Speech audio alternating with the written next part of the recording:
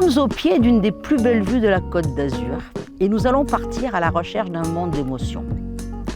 C'est un lieu unique qui semble tout simple et où l'exercice maîtrisé rend hommage à la nature environnante. Un exercice où tout ce que je vois et tout ce que je sens doit être guidé par une démarche esthétique et qui doit être défini par la simplicité. Car l'élément dominant de mon travail de paysagiste, c'est l'authenticité.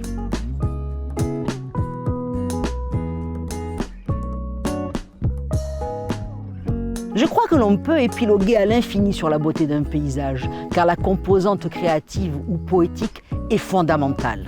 À l'arrière-plan, et pour protéger du vis-à-vis, des plantes de garrigue, telles le myrte, ont pris possession des lieux. Même au fond du jardin, c'est un jardin de senteurs, afin que chaque odeur nous lie à une émotion. Je suis toujours à la recherche d'un monde d'émotions exclusives et je mets toujours une partie de mon âme dans chaque jardin que je crée. Cet endroit paraît d'une simplicité désarmante, parce que c'est un lieu qui doit se présenter comme s'il avait toujours existé. C'est pourquoi le champ de lavande sous les oliviers s'imposait naturellement. C'est un lieu, je le répète, qui est créé par rapport à la nature environnante.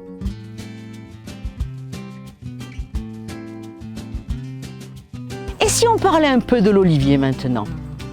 L'olivier, il est l'arbre de tous les symboles. Il est l'arbre roi de la Méditerranée. Et il évoque à lui seul la chaleur et le chant des cigales. Sur la Côte d'Azur, la lumière a une qualité d'éclat peu commune. Regardez, on dirait qu'elle cherche à pénétrer chaque pétale. Les brûlants rayons du soleil méridional sont sur chaque feuille.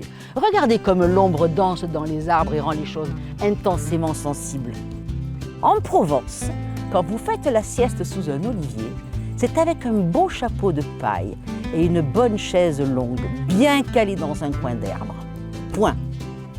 Quand j'étais petite, ma grand-mère me courait après pour m'obliger à porter ce satané chapeau de paille, car le soleil chez nous, il en suque, disait-elle. Vous vous imaginez sur une chaise longue, ici même, avec un tel décor? Derrière ces montagnes, il y a la mer, il y a Cannes, avec sa vie, son agitation, ses festivals.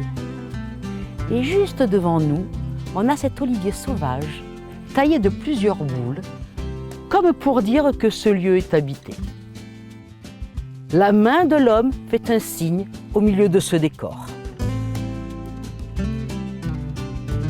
C'est un endroit spectaculaire, un paysage sauvage et pourtant domestiqué. Un refuge où le temps est suspendu. C'est peut-être ça le luxe. Et mon luxe à moi, c'est de créer des espaces, un peu comme celui-ci, hors du temps, pour combler les désirs de mes clients.